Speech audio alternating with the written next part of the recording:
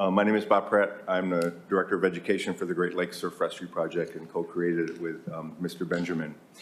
Before becoming passionate about water safety, I was a firefighter paramedic. I worked for the city of East Lansing for 25 years. The last 13 years of my career I spent as the fire marshal in charge of the Fire Prevention Bureau. Okay. As fire marshal, I oversaw hundreds of fire drills in schools. I taught thousands of kids how to stop, drop, and roll. We do fire drills in every school, almost in the country. We do lockdown drills in every school. We do severe weather drills, tornado drills in every school in the country. A lot of places, like Dave mentioned, do earthquake drills and even tsunami drills.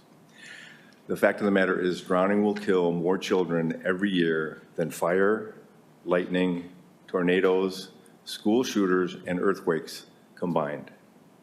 Dave mentioned it's the leading cause of death in children 1 to 4, second leading cause of accidental death in kids under 14, and the fifth leading cause overall. Every year, the week that October 9th falls on is dedicated as Fire Prevention Week.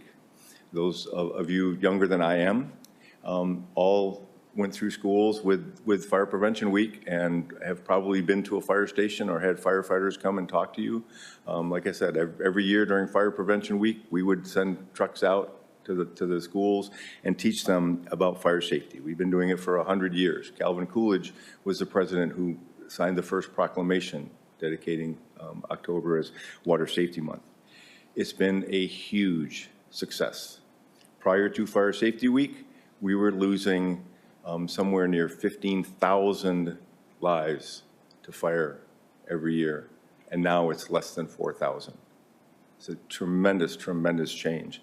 And that doesn't include that our population has increased and the fires have become more dangerous because of synthetic clothing and synthetic materials that are burning in house fires and things. So this program, this pilot program, will allow educators to have a similar impact on one of the leading causes of childhood death. I'm going to back up just a second. And not many people know this because I became a lifeguard when I was in college, and I absolutely love the water and recreate on the water 4 or 5 times a week. I was a non-swimmer when I entered college. I could swim a little bit when I was about 9 years old, and my brother and his friends took me out in a boat and threw me off the boat. And I just developed this fear. You know what I'm talking about. I developed this fear that I simply could not put my face in the water without just this abject fear, just making it, paralyzing me. I got injured as an athlete in college and went to the pool, was supposed to run with one of those little belts on. We're talking the 80s. And I would watch 60, 70, 80-year-old people swimming back and forth in the pool. Why can't I do that? And with the help of some instructors and some lifeguards, I was able to learn how to swim. Then I swam every day for a year. They said, you need to become a lifeguard. I thought I could never do that. I could never possibly do that. And they convinced me to try it. And when we talk about the importance of swimming lessons, yes, it's very, very important for swimming lessons. But as a lifeguard, I actually made a rescue my first year of a person in 4 feet of water. They were an adult, they were about 6 feet tall, and the panic would not allow them to simply stand up with water about this deep. They were struggling and fighting in the water and likely would have drowned had I not just gone out to them and showed them that they were in shallow water. So it's a big, big issue.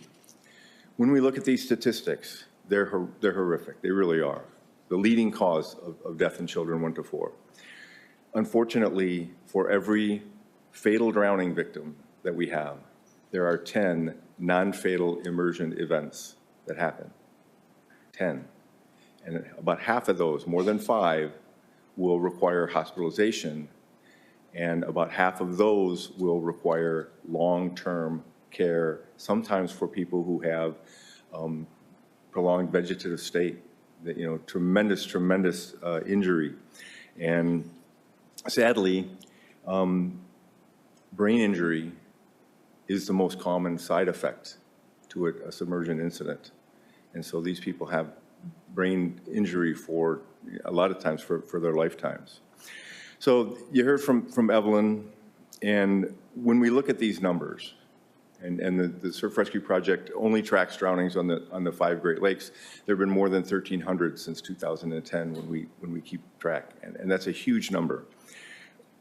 But for every drowning that occurs, there are other victims, many other victims. Dr. McGough, you became a victim when you dealt with resuscitated a young child from a drowning situation. So I want to tell you about one instance. Thomas Kenning was born in 1984 in Crown Point, Indiana. He graduated from Wheeler High School, just outside of Valparaiso, and he went on to receive his bachelor degree from Indiana University. On June 27th, 2022, he was back home visiting his parents, Dennis and Sharon, and he brought along his 9-year-old daughter, Rory. They went to Porter Beach. He wanted to show Rory the location that he proposed to his beautiful wife, Jasmine. While they were at the beach, they noticed a young girl struggling in the waves. Thomas immediately entered the water and swam out to the girl. He was able to keep her afloat, able to reassure her, and a lifeguard from either the state park or the national park was able to come down the beach and go out and assist him and bring her in. Regretfully, in the chaos, everybody was focused on the young girl, and after Mr. Kenning passed her off to the lifeguard, he submerged and was not able to be recovered. Statistically, there's a single victim in this event. If you look at the CDC numbers, he's just one out of thousands. If you look at our statistics, he's just one out of 1,300. But his mom and his dad and his daughter were there. The 16-year-old girl who he rescued will live with this for the rest of their life. The lifeguard who rescued the 16-year-old and feels tremendously gratified for that also carries with him the guilt of not recognizing that Mr. Kenning was also in trouble. So we have people who are on emergency services as a paramedic. Whenever we deal with children, it's just soul crushing. The dive team members are absolute heroes in these cases. They know that the outcome is not going to be positive, but yet bringing back these families, their loved one, is really, really important. So most of these drownings don't need to happen. Most of these drownings could have been prevented. Almost 90% of the drownings can be prevented and fairly easily prevented, and they should be prevented.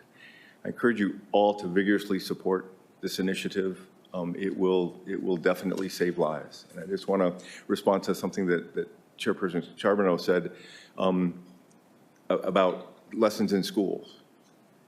We don't let kids play with fire. We don't teach kids how to use fire extinguishers, and yet Fire Prevention Week is very, very successful because it gives them the idea, and they know that they may not be able to ideate stop, drop, and roll, but in an emergency, a bystander often knows and reminds kids to be able to do that, because panic really is the first stage of drowning.